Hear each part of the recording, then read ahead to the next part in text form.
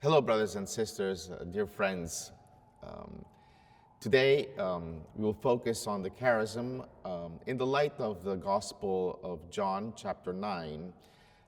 It's actually the Gospel that is usually used for the fourth Sunday of Lent during the year A. And it's very interesting how Jesus encounters this man who is blind from birth.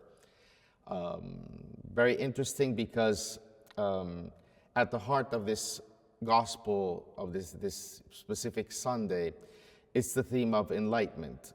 And it's expressed through the healing of this blind man. Now, we know in John how much light is important. Since the beginning, John says that the light came into the world, but the world did not accept it. The light comes into darkness. And if we look around ourselves, we can realize how much darkness we're going through. And sometimes we look for light. What kind of light are we looking for?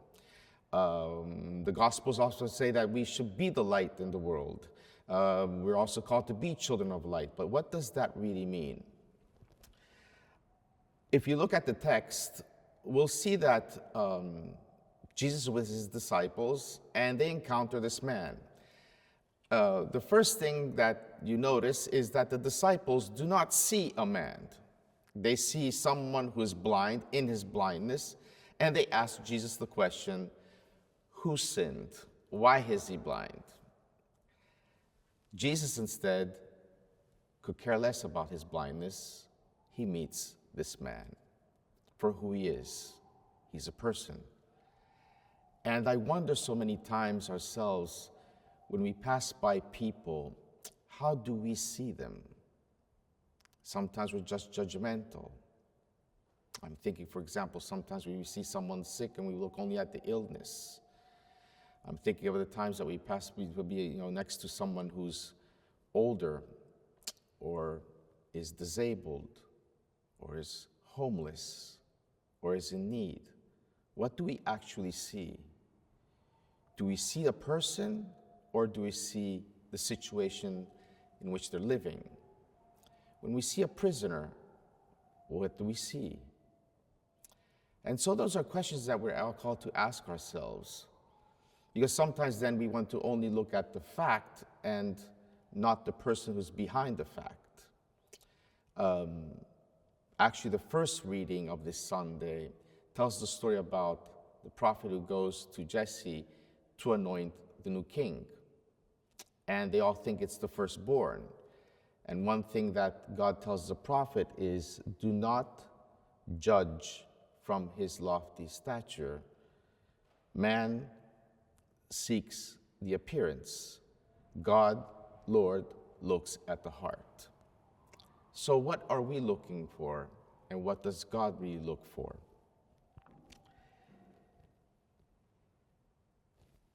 The question is always, what can we see?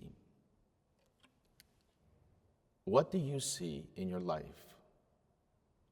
What do you see in the circumstances that you're living? What do you see socially, financially, religiously, in your own place, in our nation, and in the world? There are a lot of possibilities for us to see things with means of communication. We can see things through the lens of technology.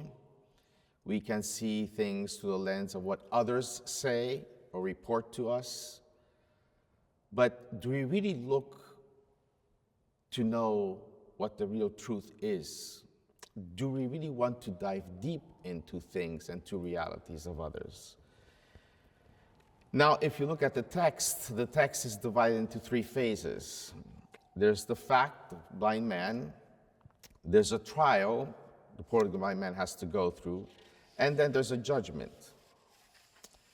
One thing we know for sure is that Jesus comes to seek those in darkness, to save them. And Jesus, in fact, corrects also the mindset of his disciples, declaring that the mind's blindness exists so that God's works might be revealed. So here's another question for us today, especially in the light of our charism. We might complain about the darkness that is around us. We might probably want to see its causes. We all want to diagnose the situation. But have we ever thought that probably everything that is around us, especially the darkness that is around us, is actually the opportunity for us to bring light? It's actually the opportunity for us to put the work of God into place. So this is another question that we should ask ourselves. How am I bringing light into this darkness? Because if you think of it, darkness is the best possibility that you have to shine. And nothing needs more light than darkness. Too many people in our world feel unseen, lost in despair, begging for relief. Don't forget, this blind man was also a beggar. And everyone knew him, in fact, we know from the gospel, as the blind man who is always begging in the same place.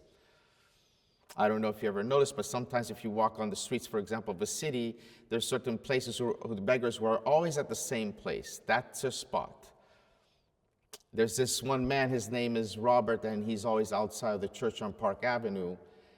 And to be honest, sometimes I feel bad when he's missing, because I don't see him. It's almost I'm missing a friend because I don't see him. But so many people do not see that. There's so many people who, unfortunately, on our streets do not have a name, do not even have a face, totally ignored.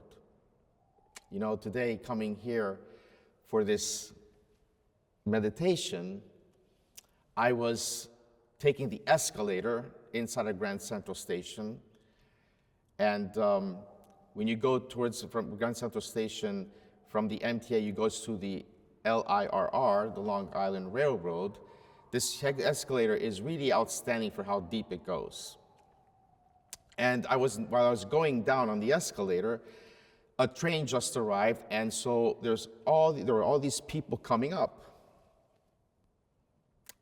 And I realized that I was noticing them. No one noticed me. They were all focused like this.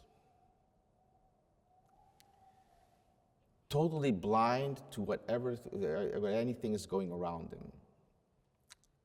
And so sometimes there are certain things that we used to see, but there's a risk also that they make us blind to not see what is going on around us, to see the reality. Now, Jesus, we know in the gospel, does not see, first of all, a sick person, but a man. The disciples do not only not see a man, but in a certain sense, not even a blind person, but only the problem that blindness poses to them. Who sinned, him or his parents? Who should we accuse? Because we always look for someone to blame. It's almost like we can't live without blaming someone or something for something that we think is wrong. And after that, the disciples in the passage, they totally disappear as they do not exist anymore. Jesus instead not only looks at this man, but his gaze is actually has the power to regenerate, to recreate, to make all things new. The gaze of the disciples instead is judgmental. Jesus sees the suffering and places himself beside the victim. Faced with the misfortune that affects the body of a person, Jesus does not give theoretical answers. There's so many times, I think, even in our lives, that we see issues, we see problems, we have concerns, and I think that so many times we have meetings and start to have all these theoretical, processes and strategies, and sometimes we really miss the fact that the most important thing, the most important and fundamental first step is to actually become close, to make the other my neighbor, like in the Good Samaritan story. Jesus takes reality as an appeal, as a call, and affirms that even in misfortune it is possible to act with humanity, with kindness, and with holiness. And if we look around ourselves, probably that is what is missing the most. Someone who gets into contact. Let me tell you a story that happened to me always in Grand Central. We were distributing food one evening, and there was this man whom I simply asked, what is your name? And I was offering him a sandwich. And he just blew up in my face, saying all kinds of words, and he said, I don't need anything. And so I just stood there and I says, well, can I be of any help? And still he was very angry at everything and everyone. And I just stood there, I just didn't move. And then I just left the sandwich there near him, and I just continued to walk. Almost at the end of my going around in the bottom space of Grand Central, I heard someone knocking behind me on my shoulder. And it was him. And he says, I'm sorry. I said, my anger went all after you, but I realized that you're the only person who asked for my name. Everyone else ignores me. It's like I don't exist in here. You asked for my name, and I want to say thank you. Now, that story tells me something. That so many times we forget that behind any kind of situation, disease, even mistakes, sins, crimes, there's always a person. And if it's true that Jesus came to save what was lost, we are called to go save who probably feels lost. After the healing, Jesus disappears. He who was blind does not know where Jesus is now. And the human, actually spiritual transformation really begins for this man now at this point. Now you would think that once you're healed, everything is going to go practically fine. Certainly he was full of joy. And yet, after the healing, the problems for him begin, the real problems. He will actually clash with reality, and through this clash, he will be able to make healing happen in himself and bring it into completion. Why? Because the neighbors, those around him, those who saw him every day, as part of their landscape scene, and because he was a beggar who normally stopped in a given place, they do not accept what happened to him. They refuse the change that happened in him. For them, he is the blind man begging in that spot. They do not even ask questions about the identity of Jesus, who healed him, but only where is he? They don't even care anymore about that man. They never did, actually. They ask him, how did he open your eyes? And this lack of depth will prevent them from going further, and no one will speak of them anymore in the gospel. And so here we find the first step in the journey of recognition of Jesus as the Messiah by the one who had been blind. He says, the man named Jesus made mud, smeared it on my eyes, and said to me, go to Siloam and wash. The basic context has been established. He recognizes the man who treated him humanely. He comes to recognize the man who treated him with kindness, with compassion. And while he begins to defend his identity from those who do not recognize him, it is I. He was recognized as long as he was a blind beggar only. And now the change that happened to him made him unrecognizable. The question is, for us then, do we know how to welcome the change in a person? Or does the change, even the healing, disturb our established view of the world and of ourselves? Because when you meet someone who changes, that changes you too. Are you willing to accept the change? The healed man then is brought to the Pharisees and is questioned. And here, unlike their neighbors, they question themselves more deeply, actually. But the Pharisees do not believe. They're the established power. They can't be moved from their position. And they ask him, what do you say about him? What do you say about Jesus? They ask for his opinion. And this man advances in his understanding of the identity of Jesus. He is a prophet, he says.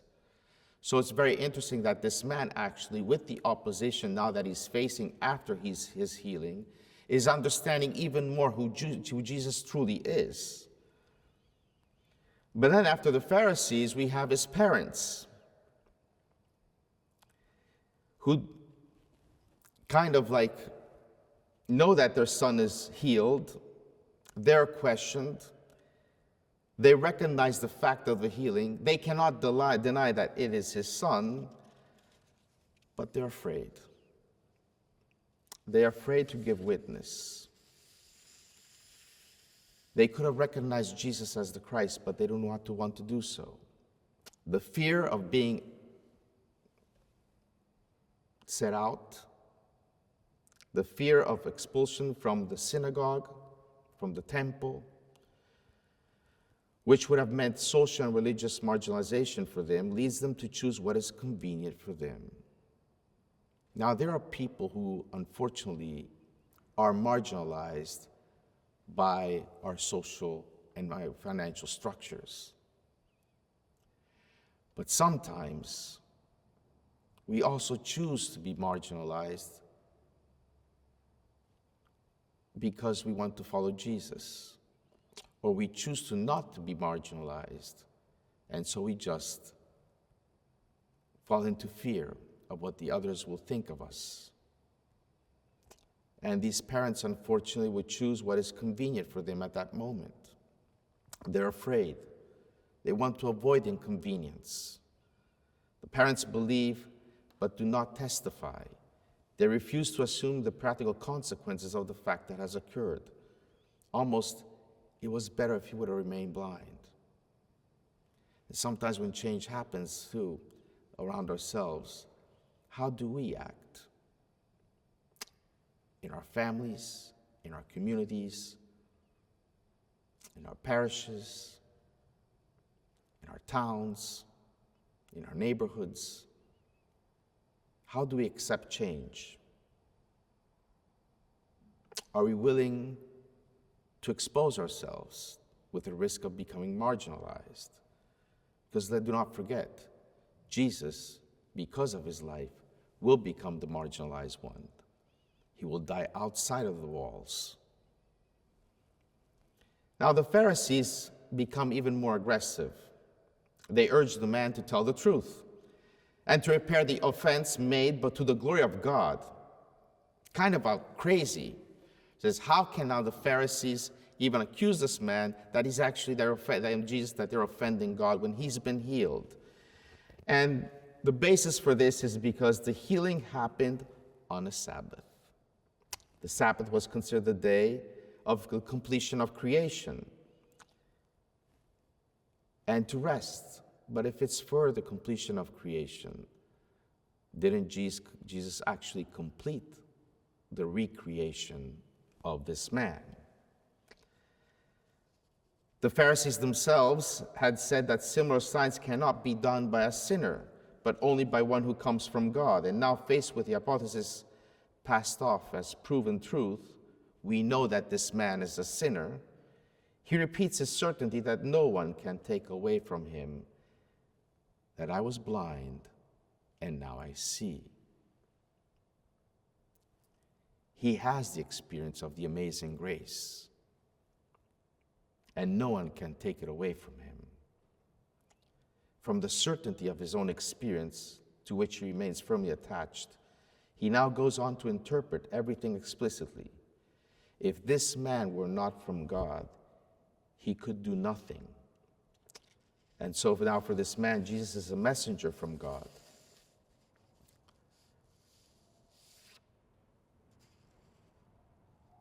How do we bring the message of God?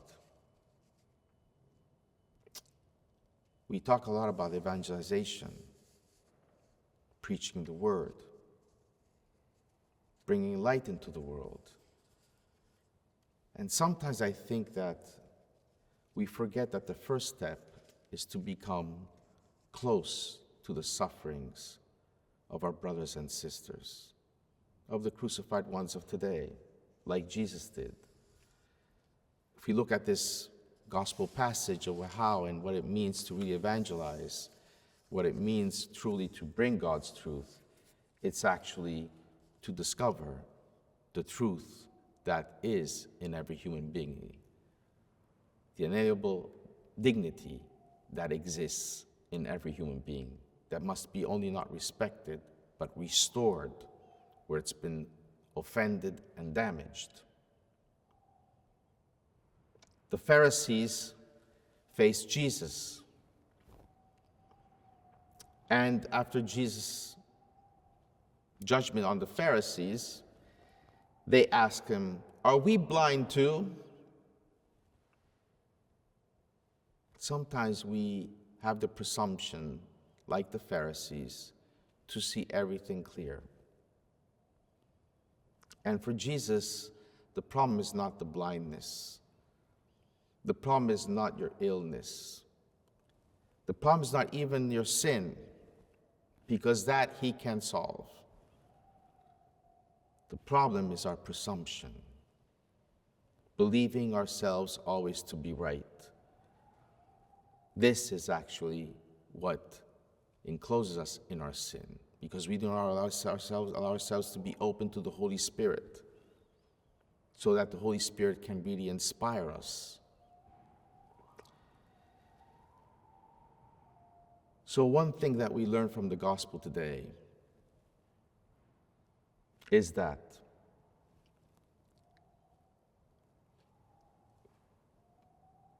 faith will bring you into facing obstacles. Obstacles that you have to transform into opportunities. After receiving his sight, the healed man encounters, in fact, resistance. His neighbors doubt him, the Pharisees interrogate him, and even his own parents hesitate to defend him. But the question is, am I willing to change, or do I want to continue to resist change? Do I just want to rely on the established order, or am I willing to question myself and to open myself to heal from my blindness? The enlightenment at the end also will finally happen when Jesus is lifted on the cross, when he will attract everyone to him, and everyone will see. On the cross, I truly see who I am and who God is. He illuminates the world with the ultimate act of love. His crucifixion becomes the defining moment of revelation. He fully reveals who God is and therefore who I am. And talking about enlightenment, let me tell you something about us as Passionists. Our founder, Paul of the Cross, practically lived during the period of enlightenment, one of the movements in Europe. And yet, during the period of enlightenment,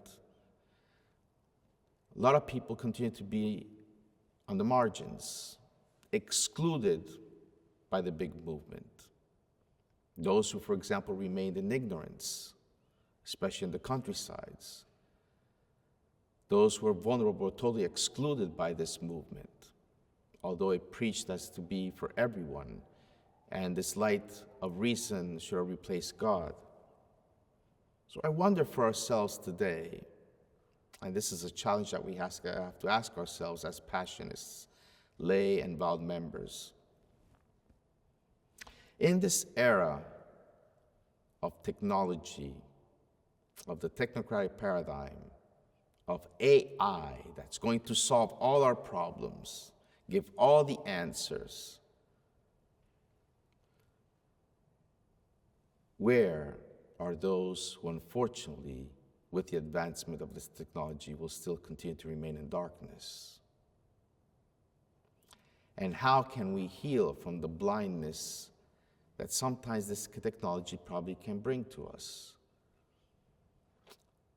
that will make us focus more on the appearance than on who we truly are?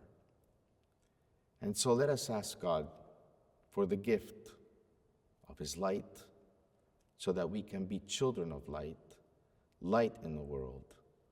But most of all, and first of all, that I first heal from my blindness, that we heal from our own blindness, so we can see and have the courage to be the light in the darkness, facing all the obstacles and difficulties, because God is with us. Amen.